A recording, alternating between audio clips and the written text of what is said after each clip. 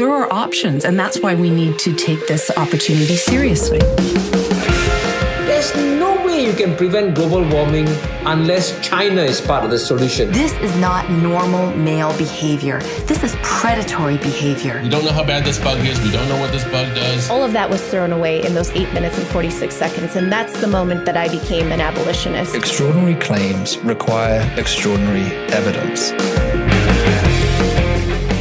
Welcome to the Munk Debates. Every episode we provide you with a civil and substantive debate on the big issue of the day to arm you, the listener, with enough information to make up your own mind. Today's debate, be it resolved, the pandemic has proven UBI's time has come.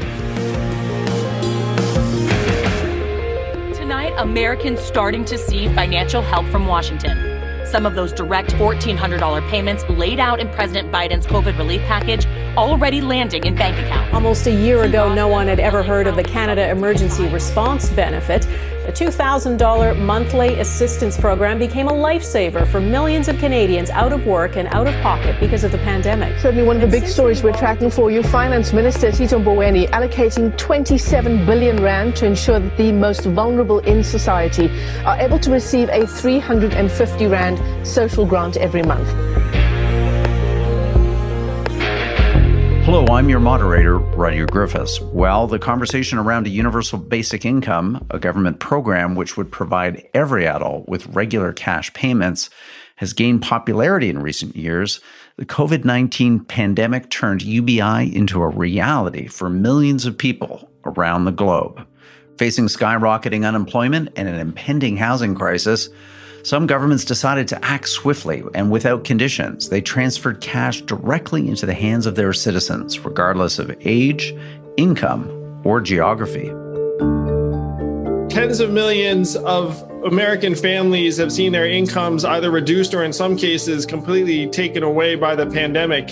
And now tens of millions of us are getting these $1,400 stimulus checks that are helping provide a lifeline for millions of families. It makes us stronger, healthier, more secure. That's Andrew Yang, an early proponent of UBI. Like many supporters of a universal basic income, he argues that these handouts must continue after the pandemic. Direct cash payments have been instrumental in providing financial security to some of society's most vulnerable people and have helped transform the at times broken relationship between individuals, their skills, and the labor market. Critics, however, worry that UBI disincentivizes work and is an assault on human dignity. The reality is, like, the 25-year-old me might have just said, look, my $1,000, I've got 5 roommates, I don't need to work. And, then the productive me might not have been in society. Critics of UBI, like entrepreneur Mark Cuban, point to pandemic recovery rehiring challenges as proof that giving cash handouts without strings attached encourages people to stay out of the workforce altogether.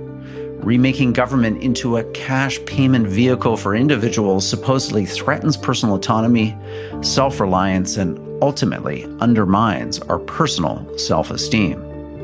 On this installment of the Munk Debates, we challenge the essence of these arguments by debating the motion, be it resolved, the pandemic has proven that UBI's time has come. Arguing for the motion is Scott Santens, Senior Advisor to Humanity Forward and editor of Basic Income Today. Arguing against the motion is Oren, Executive Director of American Compass and author of The Once and Future Worker, a vision for the renewal of work in America. Scott, Oren, welcome to the Munk Debates. Thank you. Thanks for having me. Very much looking forward to this conversation today. Ever since the pandemic started and its effects were felt throughout advanced economies around the world, the idea, the concept of universal basic income has really come to a fore like never before. This was a debate that was obviously simmering pre-pandemic, but we've now had, in a sense, a massive, some would say, global experiment in the idea of the principles, not all of them, but some of the key ones of a universal basic income. So the opportunity to debate and discuss with you whether UBI should be part of our planning toolkit for our economies, for social policy, for how we create a kind of a humane society that allows people to maximize their full human potential. This is just a privilege for our Munk Debates community. So thank you, gentlemen, for both agreeing to be part of this debate today. Our resolution, simple to the point, be it resolved. The pandemic has proven UBI's time has come. Scott, you're speaking in favor of the motion. I'm going to put a couple minutes on our show clock and turn the program over to you. All right, thanks. So to argue in favor of a fully universal unconditional basic income, I just want to start off by even just going through a short list of all the failures of our existing system due to the lack of unconditionality, universality of cash for everyone. So first of all, I think many of us remember the massive food bank lines that went on for miles, and we saw people getting evicted during a pandemic. And we also had rental assistance for those, and hardly any of that was dispersed. To this point, it's still only 11% dispersed as of today. Then we had our UI application issues as far as their unemployment system. Old systems required people to call and call again, be on hold forever, and that process took weeks and perhaps months for people. Then many people who qualified didn't get that for months on end, and perhaps through the whole pandemic. At this point, like 9 million people who were unemployed didn't receive any unemployment income. And then there's the failures of the unemployment system itself, which is that you can't quit to get it. Besides that, there's the fact that people had maybe 2 jobs, and if you lost your big job and not your smaller job, then you did not get to apply for unemployment insurance. And there was the matter of people who actually were not unemployed. They got to keep their job, but experienced reduced hours and pay cuts, so they didn't get unemployment income. Stimulus checks helped with that, but that also goes to show the problem with the existing unemployment setup. And then there are problems with the lack of paid leave impacted the pandemic itself and also vaccines. People are not getting vaccines because they're afraid to miss work. Its stimulus checks used old data, and so people who should have qualified for it didn't, even though that they needed it. And of course, unpaid workers receive nothing except for the stimulus checks. They don't get any unemployment insurance or anything. And I think these are the most essential workers of all, those doing unpaid care work. And of course, also automation has been accelerated as a result of this as well. And we're going to be seeing those impacts. So that's just a small list of, I think, reasons where we should now see that UBI makes even more sense than otherwise. Thank you, Scott. We're now going to get the con argument in our debate today on UBI. Our resolution, be it resolved, the pandemic has proven UBI's time has come. Oren, you're speaking against our motion. Let's have your opening statement. Well, I think there are 2 questions really embedded in the resolution. One is whether UBI is a good idea at all, whether its time should ever come. And then second, whether the pandemic has really proven anything. I think we'll probably get into a lot of depth on the question of whether the UBI makes sense at all.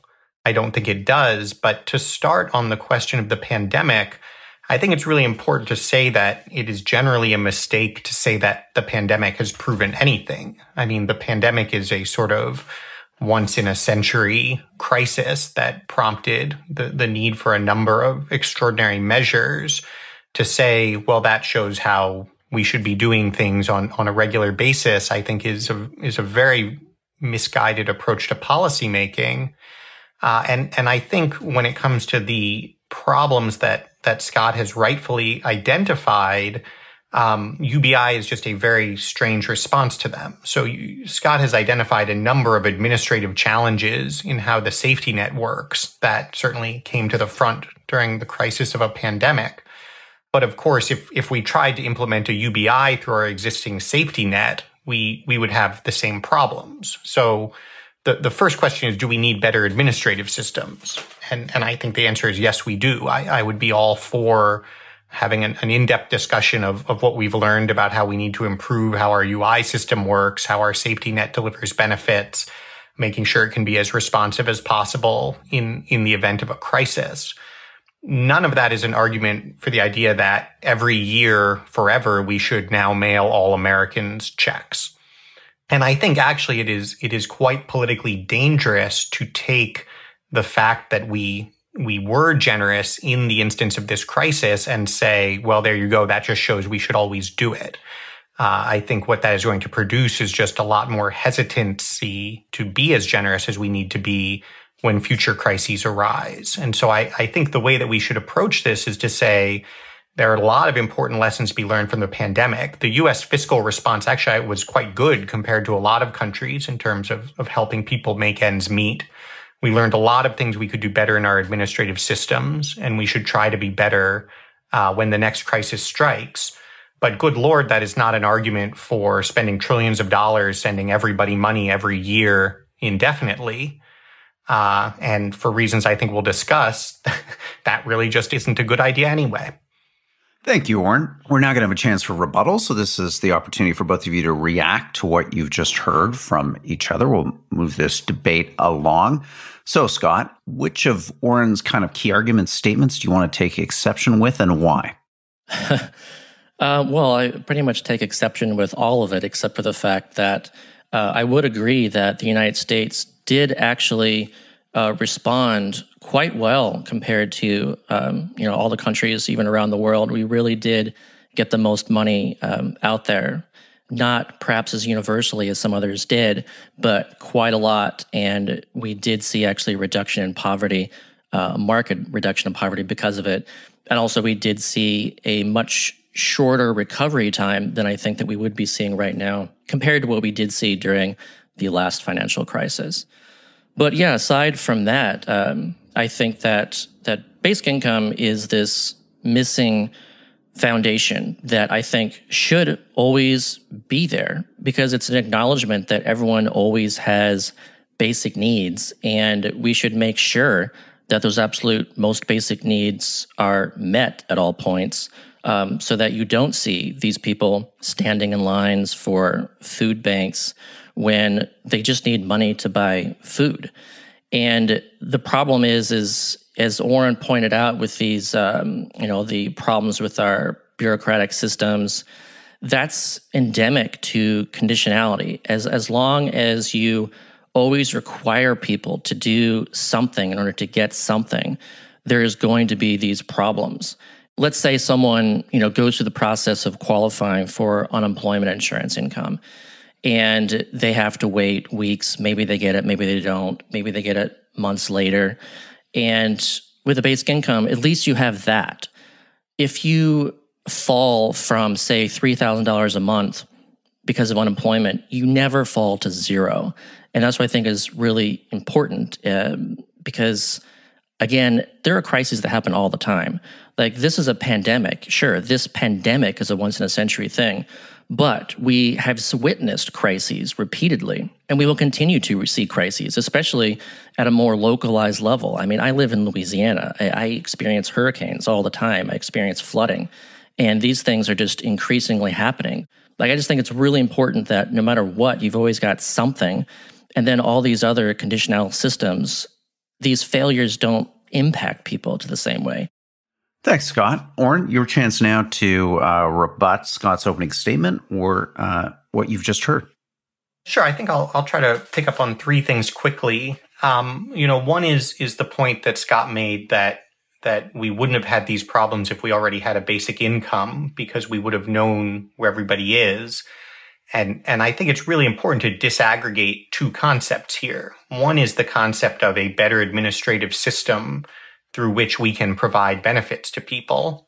And the second is a policy of using that system to provide large amounts of cash to everybody every month forever. I agree with Scott on the point that we need better administrative systems.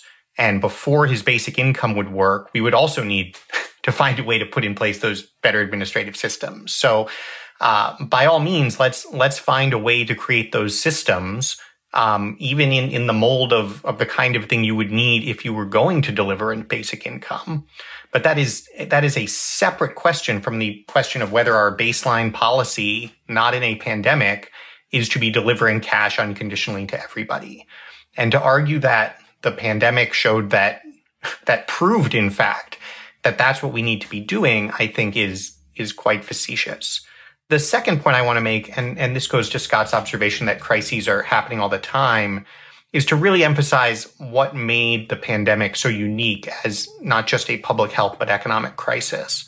And that was that we were facing a challenge that was not first and foremost economic. It was health related.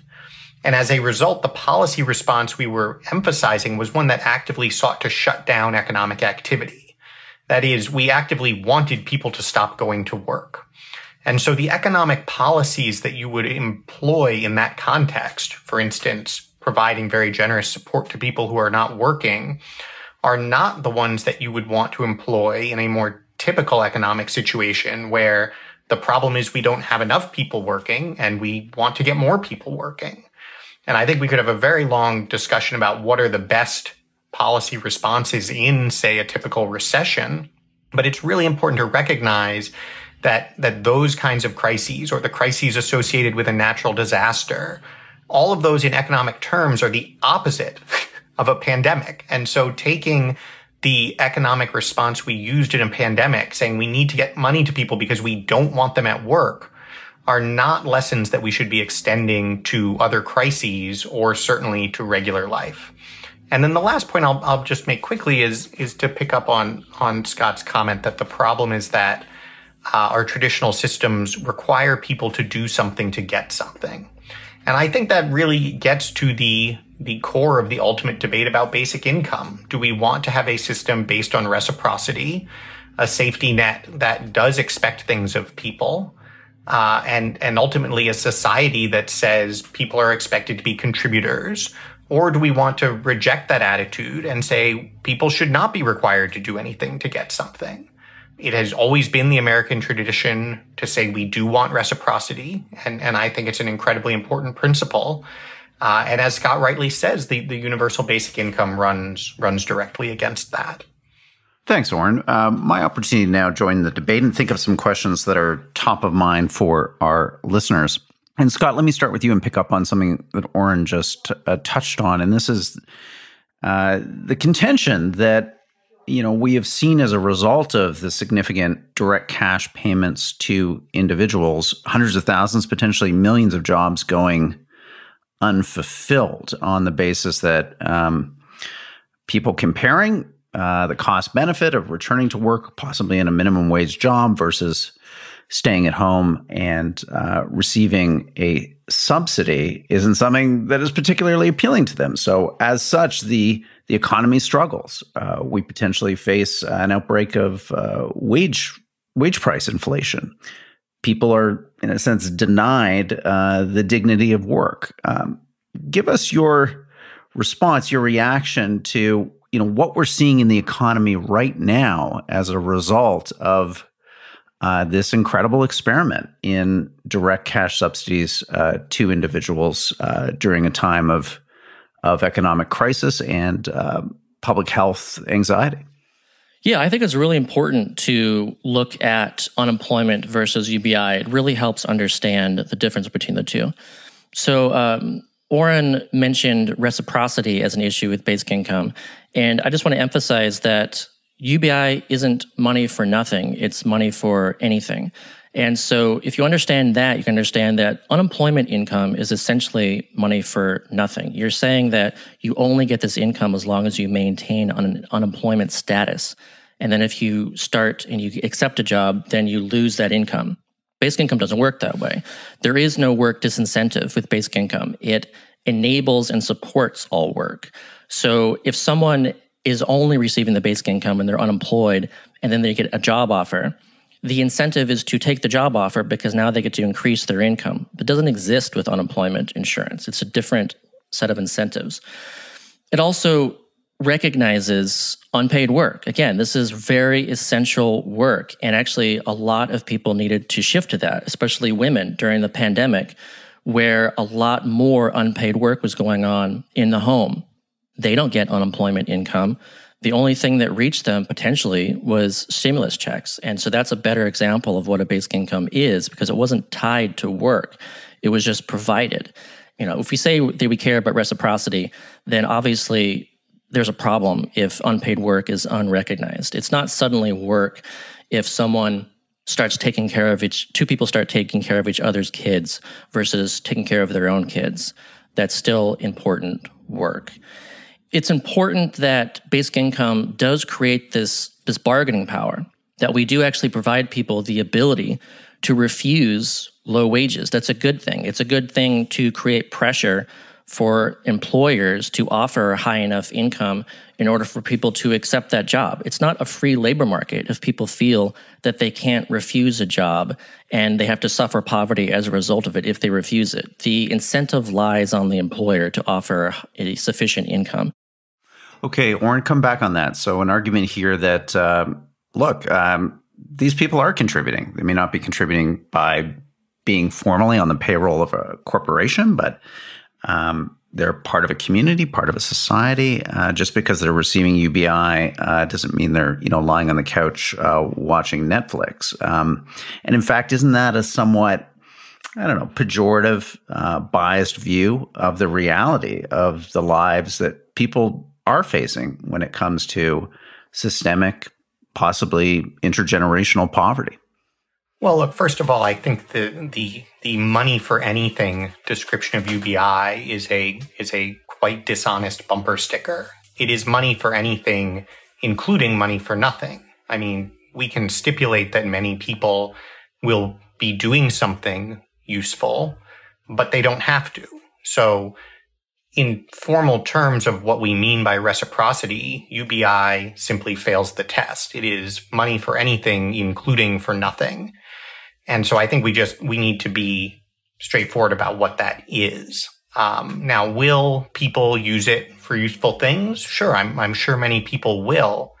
But of course, we also have many mechanisms for compensating when they do useful things through the labor market. And people also do many useful things as hobbies alongside the work that they do in the labor market. So this idea that we should provide unconditional money to people and that is how reciprocity works, I at least find quite incoherent.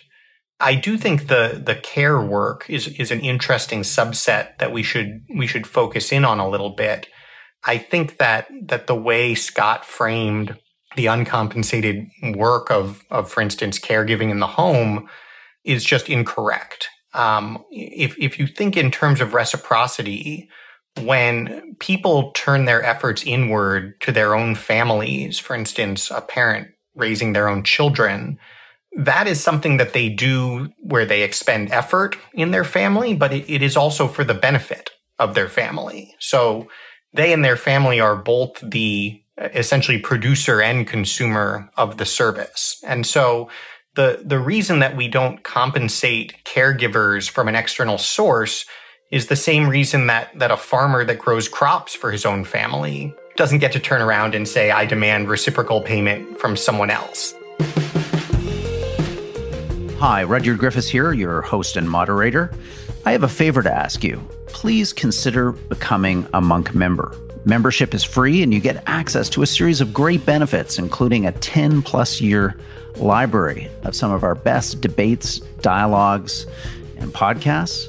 You also get a free monthly newsletter featuring the debates that we're watching around the world. And you get a specially curated Friday weekly Munk members only podcast that focuses on the big international events and trends shaping our world. All of that, again, free at www.munkdebates.com. I hope you'll consider joining and becoming part of our community. Now, back to our program.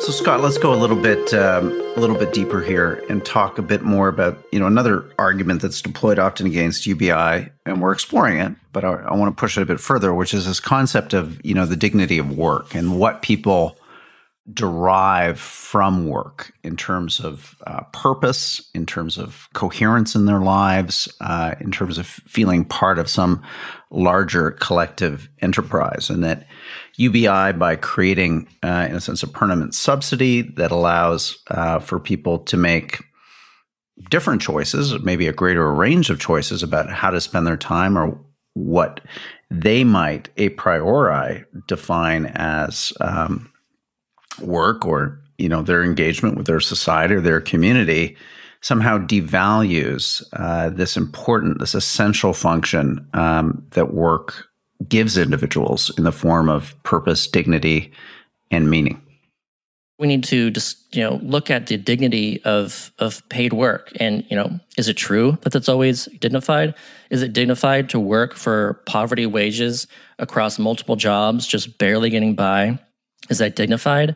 Whereas if you have a basic income, again, you have more choice. You can choose to demand higher pay for a job that lacks dignity. You can refuse that job, or you can actually better choose a job that you really enjoy. So basic income was both the power to say no and the freedom to say yes. And that creates a better, more dignified labor market. It's just one example too, and this is from the Stockton experiment, is that someone who was receiving a basic income had a part-time job. They were able to take time off work that they wouldn't have otherwise been able to take off. Thanks to the basic income, they were able to go to another job interview and actually get a better job because of it. And as a result, from the Stockton experiment, was that the recipients of basic income were twice as likely to be full-time employed than the non-recipients. So it's not that basic income somehow reduces work. That's obviously ridiculous in all the experimental data and even what we know. It's just that basic income is essentially boots for everyone. If we're talking about bootstraps and picking yourself up by your bootstraps, you can't say that to a bootless man. Basic income actually enables people to find the work that's most meaningful and dignifying to them. Thank you, Scott. Really interesting answer. So, Oren, come back on that. I want to hear a little bit more from you as to why you, I assume, believe that there is something essential that happens beyond the economics, just in terms of how people search out and find meaning and purpose that you feel, I assume, happens somehow through formal work, through being an active participant in the economy. Well, I certainly agree with Scott's point that all people, by virtue of being people, have inherent dignity. I think it's important to be specific when we're talking about the dignity associated with work, that we talk about essentially what are the different kinds of benefits that come with work and with in many cases paid work, but also in some cases unpaid work that is productive and provides real value to others. And so, if you're sort of listing those benefits of work, of course, one of them is the paycheck. And obviously, people like paychecks and they like getting paid more rather than getting paid less. Others are, as sort of Scott alluded to, some of the things associated with enjoying the work, having it be something that the person happens to find fulfilling. But there's also a critical element that comes along work most of the time, which is that it's actually the means by which people support themselves and their families. That is that for many people, the job that they do is not the main sort of purpose of their life. To the contrary, the job is something they do to allow them to do the other things in their life. But that job still has meaning and purpose in that it is the thing that they do for someone else out there in the world, in return for which they earn their own sustenance. It is reflected in a paycheck, but ultimately it means their right to make claims on the rest of society. And I think one of the real problems with a basic income is that it fundamentally erases that connection between work and providing for yourself and your family. It says actually it is the government's responsibility to provide for you and your family. And work is something you do to the extent that you want to earn more money, you find it fun and fulfilling and so forth. And I think that's a huge mistake. I think, first of all, it's a real misunderstanding of how a huge swath of the population order their lives and their priorities and where they find that dignity to which they are entitled, where they get that self-esteem, where they demonstrate their value to others. And so again, if we had some crisis, if robots had taken all the jobs, if the pandemic was permanent and no one could ever work again, you could conjure up a scenario in which you would say, okay, we need to reboot these fundamentals of the functional society. But to go and do that without the need to, as a sort of incredibly overbroad remedy to some problems in the safety net that I think we could do a better job addressing, that I think is a serious mistake. And by the way, an extremely costly one. I mean, I think we do need to get into how on earth this would actually work and how we would pay for it. I want to make sure that from, my sense of what Scott's proposing is it's roughly $3 trillion a year. And if that's correct, where is that coming from? And is that the best use of $3 trillion? Well, there you go, Scott. So is that what you're proposing? And where do the cost savings come in that kind of justify that potentially massive public outlay at the front end of a national UBI program for an economy as large as the United States? Sure. So first of all, I have to say that describing basic income as a costly mistake is just kind of, I think, kind of laughable, especially when I look at then poverty. I think poverty is a costly mistake. The fact that we essentially manage poverty and let it continue is extremely costly. Child poverty costs over $1 trillion a year. That is the cost. A child allowance of even what we just did is, again, $100 billion per year. Like, this is, how are we looking at that cost equation and then thinking that a child allowance is a costly mistake, but child poverty isn't? And so then we have to look beyond just child poverty too and look at all of poverty.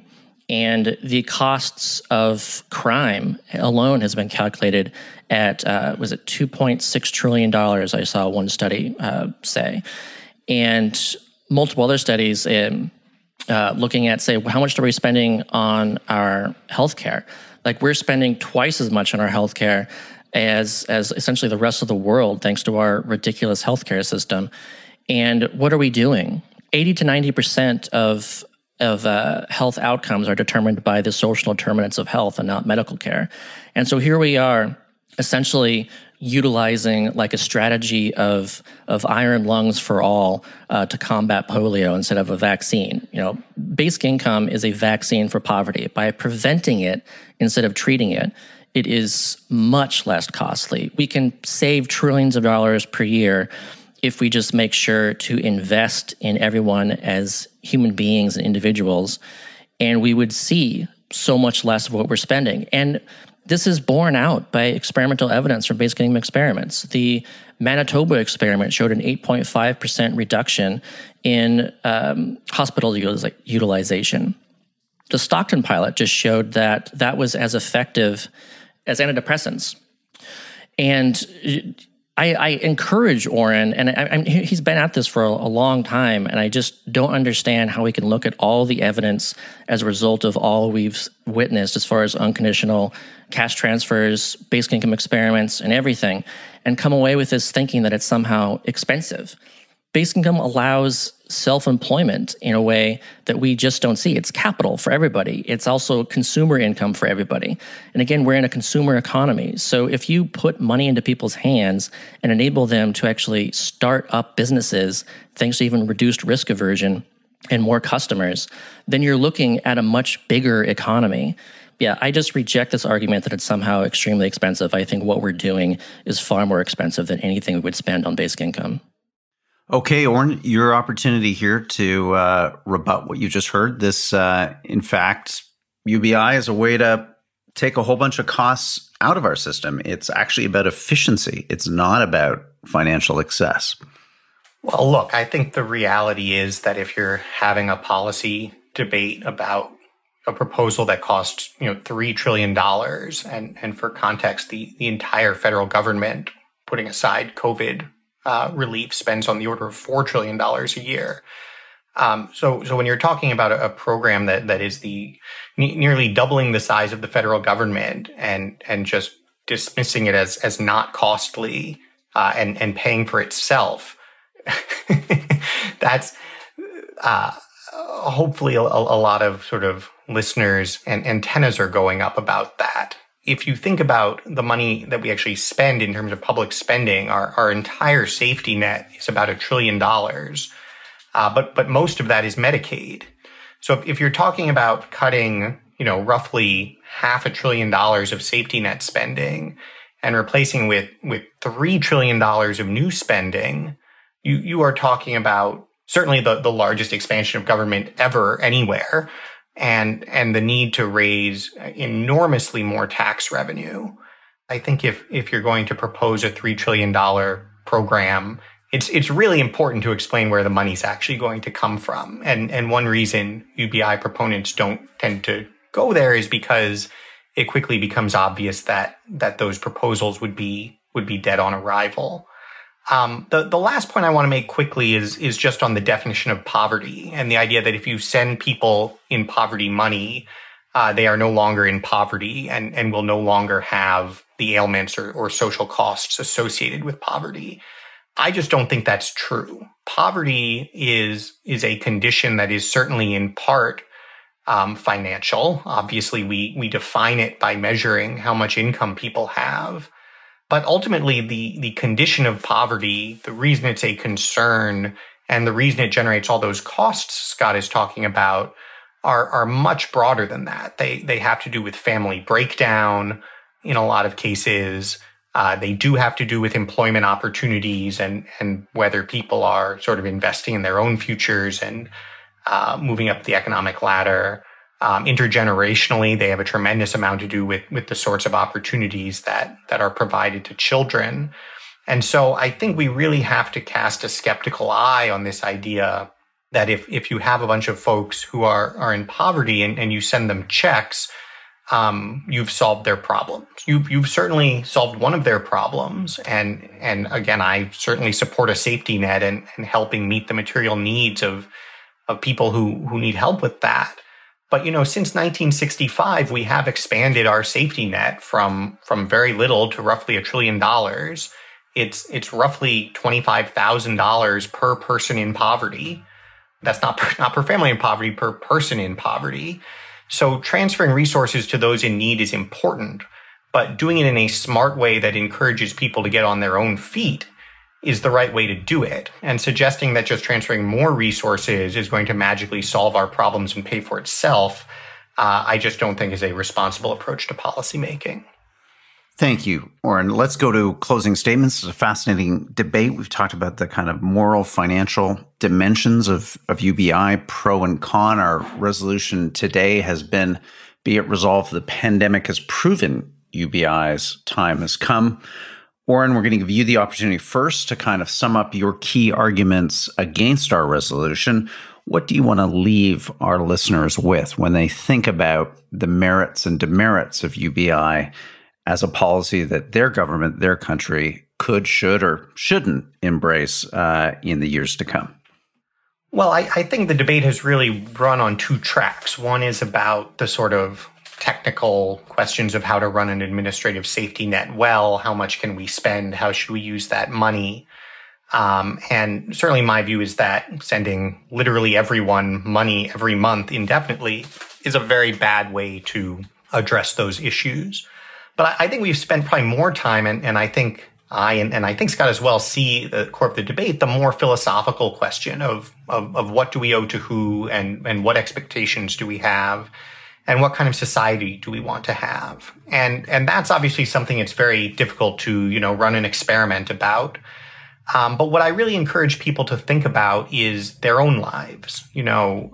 For the most part, we recognize it's not a good idea to tell young people, we're just going to give you enough money to support yourself every month indefinitely, no matter what you do. There are kids like that. We call them trust fund kids, and that's not a compliment. But it's really important to recognize that a basic income ultimately is Uncle Sam showing up at every house in the country and telling every young person in their family, I'm going to start paying you, say, $1,000 a month when you turn 18. When we think about the social effects of this policy, that's really where the rubber meets the road. And so I think it's really important for people to think about their own lives and their own judgment about what makes sense for our society to ask, is that a good idea? Do we really want every kid in this country raised knowing that no matter what their parents might want, it's not up to the parents. Every kid gets a basic income the day they turn 18 and could probably, the definition of basic income is and could live on that for as long as they want. That strikes me as an extraordinarily bad way to run a society. And the day when parents see that as, in fact, what is good for kids is the day I think it will be time to take basic income seriously. But as long as we recognize that is really not the message we want to send to young people, the incentives we want to present to them, and ultimately the cultural norms we want to have in this country, I think a basic income is a very bad idea and certainly not the way to address the sort of more narrow technical issues that Scott has rightly raised in the context of a pandemic, but that our existing safety net is much closer to being able to address effectively. Thank you, Oren. Concise to the point. Okay, Scott, we're going to give you the last word in our debate today. Be it resolved. The pandemic has proven UBI's time has come. You've been speaking in favor of the resolution. Wrap up this debate for us. Sure. So to wrap this up, I also just want to go back to the cost argument and just want to emphasize that since the 1970s, we are more than twice as productive as we were. Where did the benefits of that go? Because wages stagnated during that time. The benefits of that went straight to the top. It was been calculated that had inequality not increased since then, and it was just the same as it was then $2.5 trillion a year would be flowing to the bottom 90% that is currently flowing to the top. So this idea is of if that amount of money is too expensive to do, obviously, it isn't. Our economy can handle it. It's just that inequality increased. We let that increase. And UBI is saying, okay, the benefits of a more productive economy should flow to everybody, not just the top. To say that poverty is anything but a lack of money is false. Poverty is a lack of money. When you make sure that people have a sufficient amount of access to resources and make sure that they get that in a secure, monthly, stable way, then that has a lot of positive impacts. What are those impacts? Well, we know that when people are provided capital, that they're able to start up their own businesses, that a lot of times people aren't starting businesses because they lack capital, and these businesses fail because they lack customers. So basic income was important for self-employment and entrepreneurship. We know that part-time work increases. We know that there's no negative impact on full-time employment. We know that people outside of essentially mothers of newborns and students continue doing the work that they're doing. They find better work, and this work that's education and care work is still work. We know that health improves. We know that crime goes down. We know that mental health improves. We know that educational outcomes improve. We know that birth weights improve due to better maternal nutrition. We know that diets improve. People with basic income tend to buy more fruits and vegetables. We know that actually obesity decreases. Obesity in the U.S. is largely a result of poverty now. We know that actually drug and alcohol use actually goes slightly down. These things are actually basically self-medication behavior. We know that this worrying constantly about day-to-day survival actually is effectively a tax on our cognitive ability to the point that it reduces IQ points by a measurable akin to 13 points. And so UBI would actually essentially increase the IQs of people who are too focused on survival to think about anything else. We know that savings go up, and we know that debts go down. And so just looking at all this evidence, it's clear that basic income improves outcomes across a wide swath of things. And I just want to leave people with the thought of, what would you do if you had a basic income? If you started each month with enough money to live, to pay your basic bills, to not have to worry about the bare means of survival, how would that impact you? What would you do differently? Thank you, Scott. And thank you, Oren, for a thoughtful, civil, and substantive debate on a really important issue. I know our many tens of thousands of Munk Debate podcast subscribers are going to be listening to this debate over the weeks and months to come. I really appreciate the time, attention, and thought that you've given to this conversation. Again, thank you on behalf of the Munk Debates community. Thank you. This was great. Thank you, guys.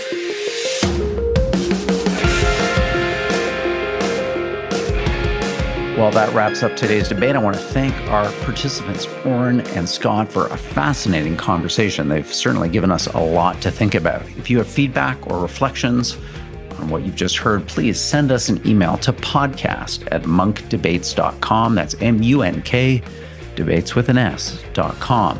Here's a recent listener note from Ben in Yellowknife about our Munk debate on removing statues as a way of recognizing our sometimes troubled collective past.